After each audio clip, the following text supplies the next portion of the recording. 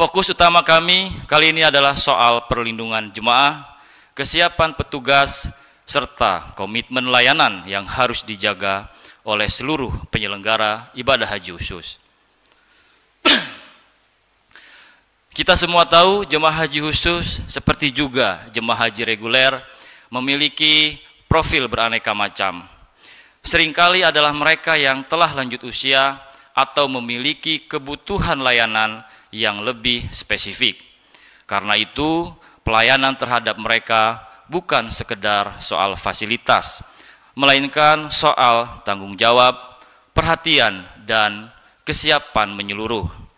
Salah satunya, kami mendorong agar setiap penyelenggara ibadah haji khusus atau PIHK harus menjalin kerjasama resmi dengan rumah sakit di Arab Saudi. Kenapa ini menjadi penting?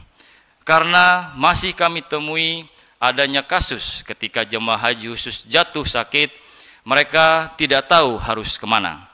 Tidak ada rumah sakit rujukan yang siap, tidak ada dokter pendamping yang siaga, dan bahkan asuransi pun belum tentu bisa dimanfaatkan dengan cepat. Inilah yang kami tekankan. Setiap PIHK wajib memiliki skenario yang jelas soal penanganan darurat. Rumah sakit rujukan, dokter pendamping, dan sistem komunikasi darurat harus dipastikan aktif dan bisa diakses setiap saat. Asuransi itu bukan soal formalitas saja. Selain soal rumah sakit, standar cakupan asuransi, insurance coverage, juga menjadi perhatian utama kami. Untuk itu, Kementerian Agama melalui Direktorat Bina Umroh dan Haji Khusus sedang menyusun standar minimal asuransi yang wajib dimiliki oleh PIHK. Asuransi ini bukan hanya formalitas administrasi. Ini adalah jaminan perlindungan nyata bagi jemaah jika terjadi resiko selama berada di Tanah Suci. Kami ingin memastikan bahwa setiap jemaah, berapapun usianya dan bagaimanapun kondisinya, mendapatkan perlindungan yang layak sesuai standar layanan ibadah haji yang bermartabat. Alhamdulillah, untuk pertama kalinya Kementerian Agama telah mengadakan orientasi petugas haji khusus. Ini menjadi tonggak penting dalam peningkatan kualitas penyelenggaraan ibadah haji khusus. Kegiatan ini diikuti oleh petugas dari 156 pemegang bendera PIHK yang mewakili 336 PIHK yang akan memberangkatkan jemaah haji khusus tahun ini. Di dalamnya dibahas berbagai topik penting, mulai dari pembekalan teknis hingga komunikasi darurat lintas sektor. Tidak hanya Kemenak, kegiatan ini juga melibatkan Kementerian Kesehatan, Kementerian Luar Negeri, hingga Kantor Urusan Haji Indonesia di Jeddah. Tujuannya adalah agar semua petugas haji khusus memahami medan tugasnya dengan baik dan siap berkoordinasi saat menghadapi kondisi darurat di lapangan.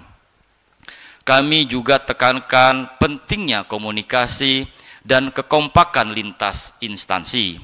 Walau berasal dari latar belakang berbeda, semua petugas di lapangan adalah satu tim dengan satu tujuan, melayani jemaah dengan amanah dan sepenuh hati. Sebagai informasi, kloter pertama jemaah haji khusus akan berangkat pada tanggal 13 Mei 2025 atau tinggal beberapa hari lagi. Total kuota haji khusus tahun ini adalah 17.680 jemaah atau 8% dari total kuota haji Indonesia.